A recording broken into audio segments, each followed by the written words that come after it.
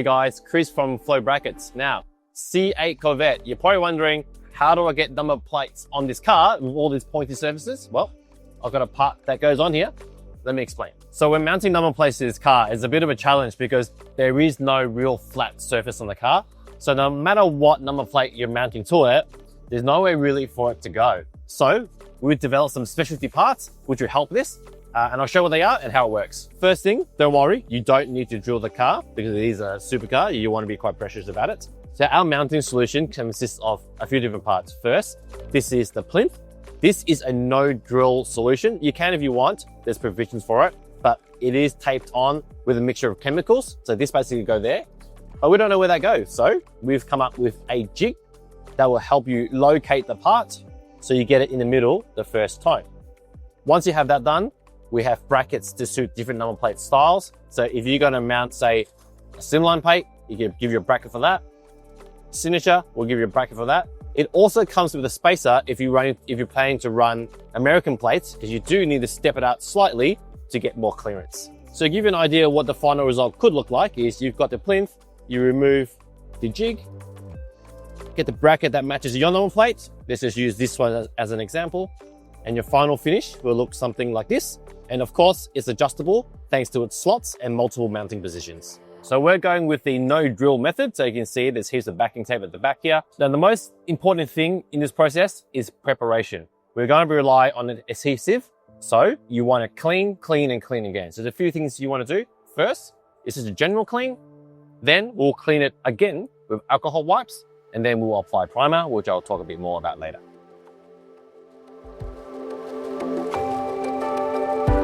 The next step is to apply our primer. Now, this is a secret behind it all. Primer is like an adhesion promoter. It's going to help the bond between the two surfaces. In this case, it'll be the PPF and the tape. So what you want to do is use the jig and just sort of work out where you're going to prime. But to avoid any excess primer to go where you don't want it to go, I'm actually going to do the reverse.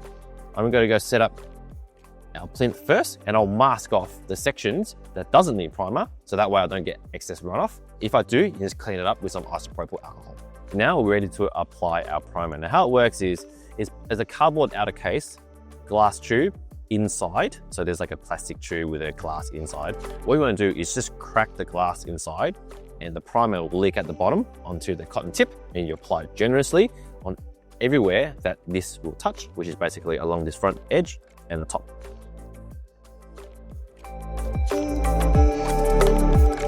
Now this is the fun part.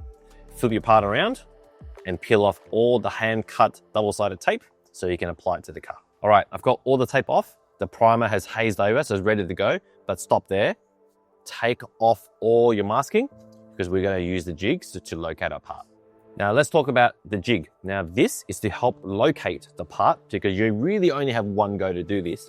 So with the help of this part, your plinth can just fall into place and then you can apply pressure.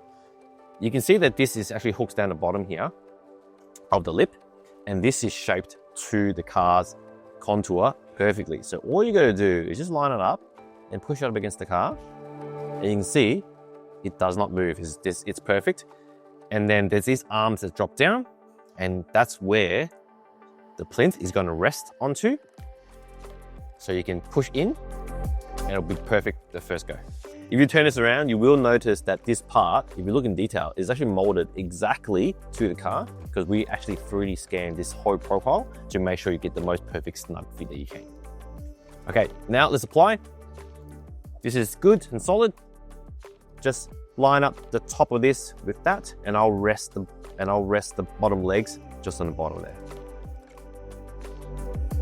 There you go. See how that sort of just sits there? Now all I gotta do is just push in.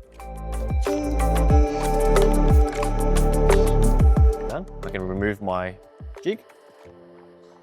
Now you want to push and apply because there's a lot of tape there. You want to just give this as much time as you can. And if you can, before you drive, let it cure for a few hours, overnight even if you can. Now that the plinth is on and secure, let's talk about brackets. Now, because this is a two-part mounting solution, you need a plinth to match the car and a bracket to match your number plate Because we can't make this to suit the car in every plate in Australia, you need to separate it into two parts. That way, your brackets can go in your next supercar if you wanted to. Now, how to choose a bracket? First, you can either identify the name, so for example, Heritage, or you go by size, the 372 by 100. Once you pair that up with the correct bracket, the bracket goes on, and then your plate can simply attach. Now, one thing to keep in mind, you will notice that you've got a spacer to be part of your kit. Now, this is for tall plates. So if you're in America, you'll need this spacer. We have designed this so the number plate can be as closest to the car as you can. But of course, if you've got a much taller plate, Japanese is very similar to American plates, so you will need an adapter. We'll give you some longer bolts, so that way the plate can clear the nose of the car. So what we're gonna do as an example, we're just gonna install these 4-character Victorian plates. This is gonna be quite popular because they're quite narrow. So I've got the correct bracket that suits, that bolts on. You can pair any slot with any of the mounting points to get the position that you want exactly. What we're gonna do, let's try and get it mounted nice and low and see what that looks like. Now you will notice that all our brackets have the little markers on it. That's gonna help you find center quite easily. Now I have found that this is too low, so I'm gonna move it up.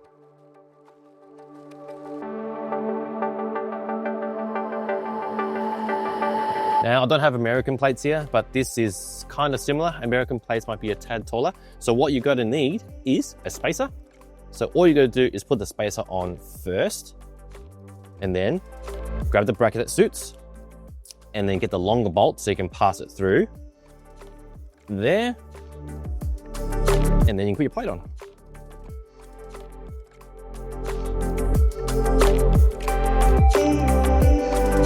If you are from America, I don't have American plates here, but I'll leave a link below where you can find an American bracket to pair it with your Plinth. And that's how you professionally mount number plates on a C8 Corvette with the help of our Plinth, our jig, and of course our range of brackets to suit your number plate style. Now just remember a few things, you will need two parts. One, Plinth to suit the car, in this case C8, and a bracket to suit your number plate style, and together you get a nice floating look like this. And not only that, the bracket you can reuse again and again. So I hope you found this video useful, and thanks for watching.